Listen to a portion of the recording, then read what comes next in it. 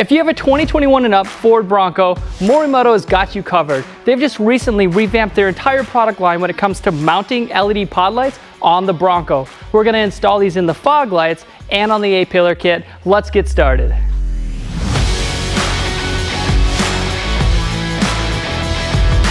Before we begin, just note that the triple fog light kit only works with the Ford Broncos with the modular bumper. First things first, there's two pod lights that you need to be aware of. The entry level, which Morimoto calls the NCS pod, they use Nichia chips and it's super bright, has the same beam pattern as their higher end model, the HXB or HX Boost. They use an OSRAM chip. Those things are stupid bright. And if you get the beam pattern that is a white wide version, it is the brightest one that we have ever tested here at Headlight Revolution.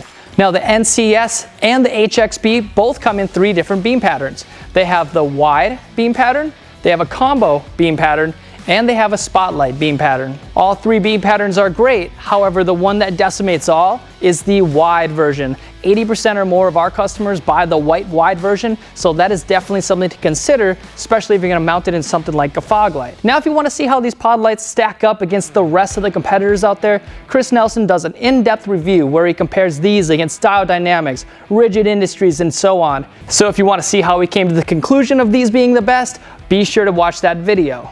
Now all of these pod lights and all the driving beam patterns come with either an amber version or a white version. So the higher end OSRAM chips that are used in the HXB 4Bangers, those are a more yellow look. And when you use the NCS 4Bangers, they look a little bit more amber. That's because the NCS uses those Nichia chips. And Nichia chips, they do come in a yellow, whereas the OSRAM chips do not come in a yellow. One thing to note, in all of our testing, the amber versions always came in slightly less than the white versions. That's because the light passing through that yellow lens, it loses a little bit of its luminosity. Since the NCS chip, that entry-level 4Banger, uses a yellow chip passing through the yellow lens, it doesn't quite lose as much lumens. So that is something to consider. Now, what about the reliability? With all of the testing that we have done so far, we have not had any issues. They have an IP69K rating, which means they're totally waterproof. Also, they have a limited lifetime warranty, so they've got to be pretty good. As far as dimming down goes, when you guys are driving at over 4.5 miles an hour, you actually don't lose as much loss of light as you will see in some of our testing or in our other videos. So be sure to note that they don't actually lose but 8% of the brightness when you're driving over 4.5 miles per hour. The last thing to note about these 4Bangers real quick is that they have about a 30% smaller footprint than that of all of the competitors out there. So if you're mounting them in, say, one of the custom brackets on the front bumper in any of your vehicles, they're gonna fit so much better, like an OEM Plus look. Now that you've decided that the Morimoto 4Bangers are right for your Bronco, let's get to the install. First thing I'm gonna do is do the A-pillar kit. So let's go ahead and pop the hood. All right, so your hood is popped. Now we're gonna go over real quick the relay harness that we have to install first before we put the A-pillar brackets on. The harness has a relay. The relay needs to be mounted upright. Do not mount this relay harness like this. You could set yourself up for some water intrusion. That's the last thing you want. Also, this kit has a Morimoto switch. Now you don't need the Morimoto switch because the Ford Bronco thankfully has upfitter switches. So I'm gonna disconnect this switch right now. It's just a barrel connector, so we're gonna remove this and pull it free. Now Morimoto has included this bare wire for this very reason. If you don't want the switch and you want to connect to your upfitter switches, this is what you need. Go ahead and reconnect this in place of that switch. And make sure you tighten it down so it's watertight. Now you can see on this side, there's just a bare wire. There's 4 other connections. There's a connection here with the Deutsch connector on it. It says light 1. There's also light 2. This is to go to the passenger side or the driver's side 4Banger themselves. And then you've got the positive and negative battery terminals. These positive and negative battery terminals are the last thing you want to connect, so we're going to just let these sit in the engine bay for now. Let's go ahead and mount the relay first. All right, so like I said, it's got to be mounted upright. A little light might help you here. This is really up to you as to where you want to mount it. I like mounting it as close to the battery as possible. Also, the way you mount it, you can use a zip tie if you want, as long as it's upright. Or I'm going to use this right here. This is a self-tapping screw. That's what I'm going to do here. And we did already pre-drill a hole, so it makes it pretty easy. All right, there we are. So your relay is mounted. The next thing I like to do is run light 1 and light 2, these two Deutsch connectors. Light 1 is going to go right here on the driver's side, right where your A-pillar is going to sit. We're just going to mock it up for now. Get it out of the way. And now light 2, you are going to have to use another wire that came in the kit.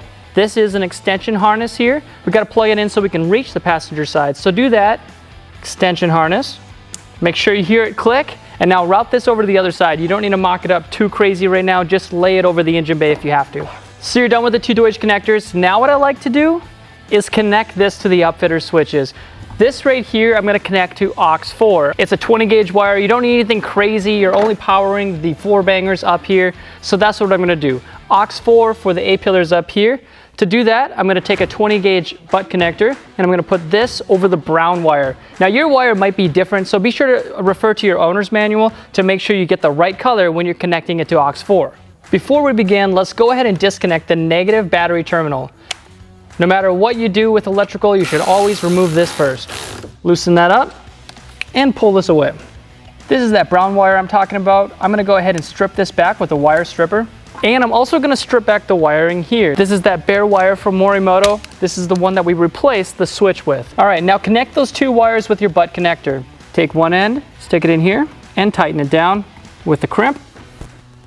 Make sure it's nice and snug. Give it a little tug to make sure you know that it's connected. Now go ahead and do the same thing for the brown wire, and you're good to go.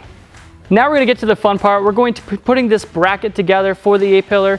First thing you gotta do is locate that U bracket right here, and we're gonna put this on top of your A-pillar bracket like this. Set it on, then take the bolt that was in the kit and put it through. You'll then have a washer on the bottom side and a locking nut. Go ahead and tighten that down, but you don't have to tighten it down all the way because we're gonna adjust them horizontally and vertically later. Just give it a little tighten with your 17mm crescent wrench here. So now you're seeing this come together. It's gonna sit something like this, but first we're gonna mount your 4-banger. Now the 4-banger is up to your choice. It is gonna be your A-pillar bracket, so I would choose probably a combo or a spot. Now this right here is a spot beam pattern and it is in the yellow look. I think it's a really good feature. It's definitely something to have when you want a supplemental high beam. So go ahead and mount this spot, in this instance, into your U bracket and tighten down those two T30 bolts. There's one on each side and tighten it down. This is just a normal T30 Torx. Now we're gonna go ahead and take these two factory bolts off of the A-pillars and mount this sucker up right here. Now weirdly, Ford used a Torx Plus bit. It looks just like this. It's really close to a Torx and you could use a Torx. This is like a really expensive kit. I don't know why they're so expensive. This seemed to fit a little bit better, so this is definitely what I would recommend. Use a Torx Plus Allen key. Go ahead and remove these two bolts. Now go ahead and plug in that Deutsch connector to your 4-banger. Make sure you hear it click. We have to go ahead and take this plastic cowl up a little bit. To do that, we found the best thing to do is to reach in here in this little groove on the backside and pry it up. It's the best way to get it to come free. And now that gives you just enough room to tuck this wiring underneath it. There's a little notch on the underside and a little notch over here. Ford was thinking ahead with this one. They already designed it for these 4-bangers, it seems like. Go ahead and route this underneath. All right, and obviously I have a lot of excess wiring through, so I'm gonna pull this down. Perfect. See how that just locked in place? That's really cool. Now we're gonna go ahead and put those two factory screws right over top of this metal bracket.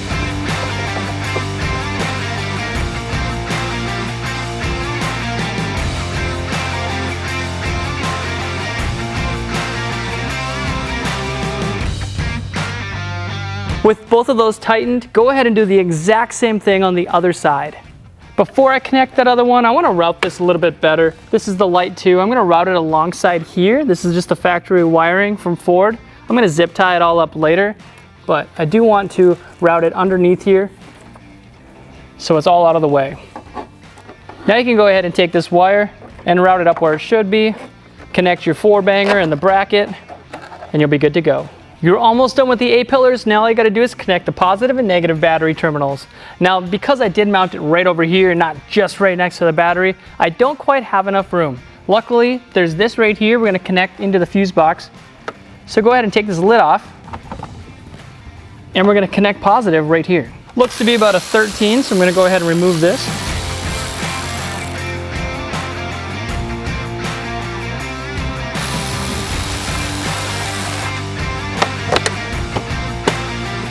Now let's connect the negative battery terminal. I'm gonna connect this to right here. I'm just gonna ground it out right here. It looks to be about an 8. Let's go ahead and do that now.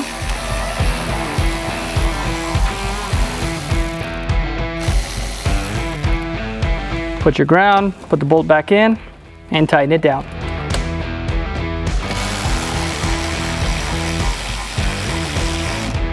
And just like that, you are completed. Now what you would do for the A-pillars is definitely go back and zip tie any loose wiring, make sure everything's ran properly. The last thing you want is wiring sitting on the engine bay like that. Go back through it all, zip tie it up, and you're good to go. Now let's get to the fog lights.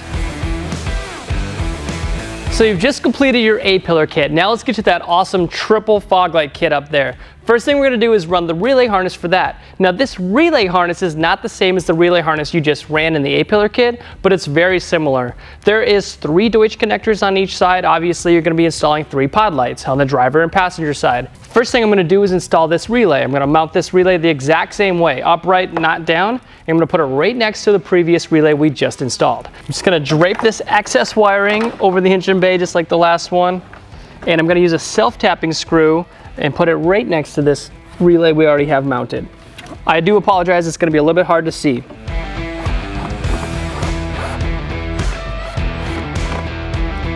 So your relay's mounted. Now we're gonna go ahead and route the wiring to the fog light areas themselves. What we're gonna do is remove the front plastic cowl. This is gonna make it so we don't have to remove the front bumper. This is held on by about 8 clips. Go ahead and pop those up and pry the push tab away.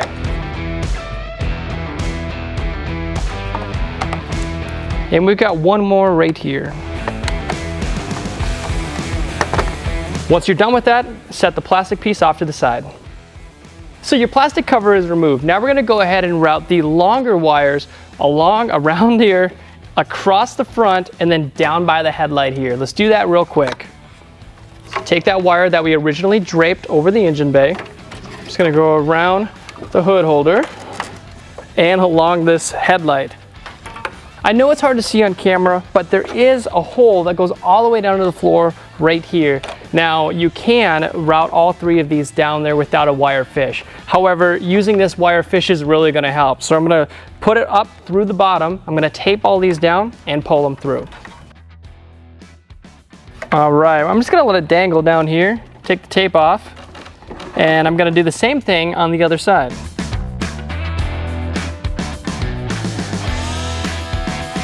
So we just ran both wires to the fog light areas. Now we're gonna go back up over here and we're gonna connect that switch wire.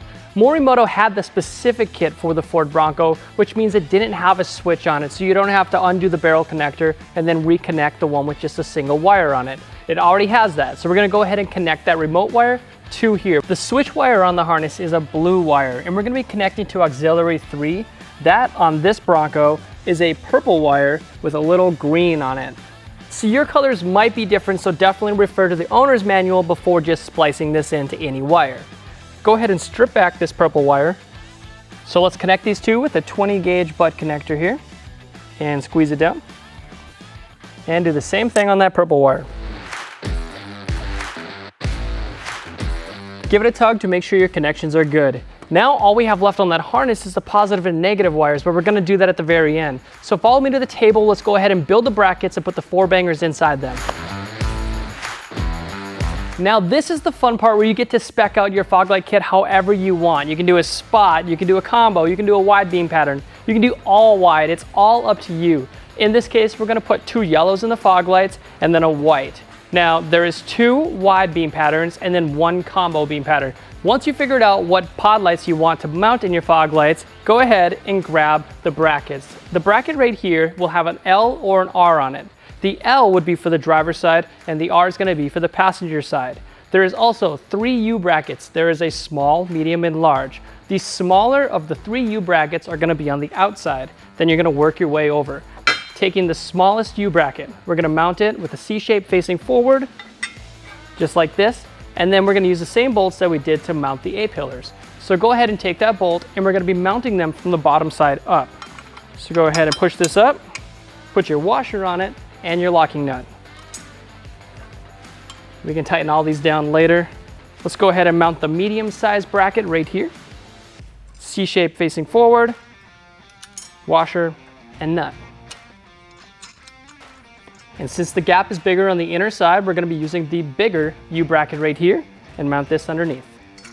Now you can tighten them all down. We're gonna be using a 17mm wrench. We are gonna have to finagle these a little bit later, so don't tighten them down all the way. Just get them so they're not flopping around on you. Now we get to mount the 4-bangers. It's the same T30 Torx bit on each side of the 4-bangers. Go ahead and install those one at a time. So go ahead and take your 4-banger. Slide it in there. I'm just putting a white wide on the outside.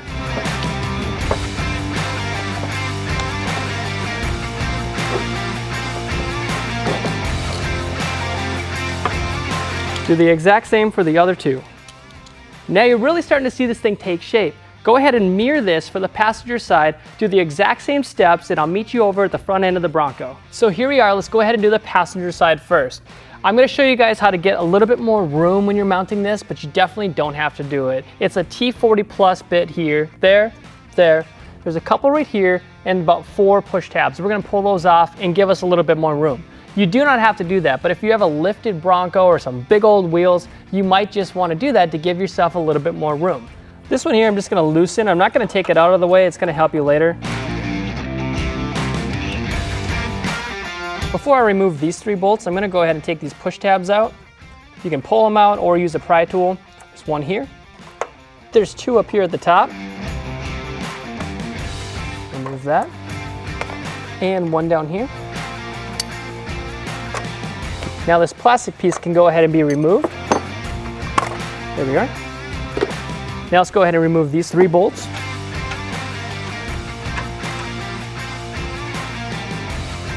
Pretty loose now. Go ahead and remove this last screw that's just holding it up. Way more room. Now all you gotta do is remove these 3 T40 bolts. This is the factory bolt. We're gonna remove it, and these are what we're gonna use to mount the bracket to it.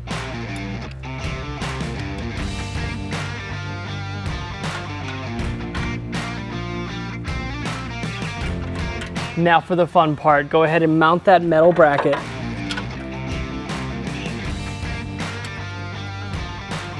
Now when replacing these 3 screws, I would recommend tightening the crap out of them. So you never know what you're gonna do in a Bronco, right? If you wanna use blue Loctite, that might not be a bad thing because there's gonna be a lot of vibrations coming through here. Now go ahead and plug in all of your 4-bangers. Grab these Deutsch connectors you previously ran and connect them one at a time. Make sure you hear them click. Once your fog lights are plugged in, you can go ahead and tidy up this wiring, do the exact same thing on the other side. You do want to zip tie this wiring. Don't just let it dangle, because I know a lot of you put some big old tires on it. The last thing you want is frayed wiring. I haven't seen one yet. However, that very well could happen if you have all of these wires dangling here. After you're done with all of that, I'll meet you up on the positive and negative battery terminals to install the last remaining wires. Now you guys are so close to finishing this project. Don't get too caught up in tightening all of those down and adjusting them. We're gonna do that in just a sec. First, what I wanna do is make sure that they actually work and you plug them in correctly. So go ahead and take your negative wire now, and we're gonna connect it to this ground terminal, the same ground terminal that we use for the 4-banger A-pillar bracket.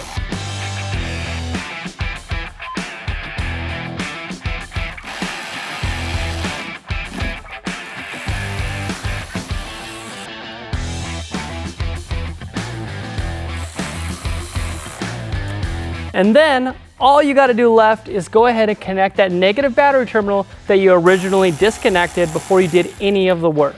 And when all of that's done, you can do the fun part. You can turn on all of your 4-bangers, you shine it at a wall, and then you adjust them and tighten them down. Remember, we didn't tighten down those A-pillars too tight. Let's go ahead and do that now. Tighten down all of those with your 17mm crescent wrench, and you're good to go. Guys, this is one of the coolest upgrades you can do to any Ford Bronco with a modular bumper. As you look inside to those LED pod lights, you can see it's not just cheese grated in there, they actually fit. That's because the Morimoto pod lights are much smaller than many of the aftermarket LED pod lights on the market. If you want to see what else we have to offer for your Ford Bronco, go to headlightrevolution.com, type in your year, make, and model, and you'll see everything we have.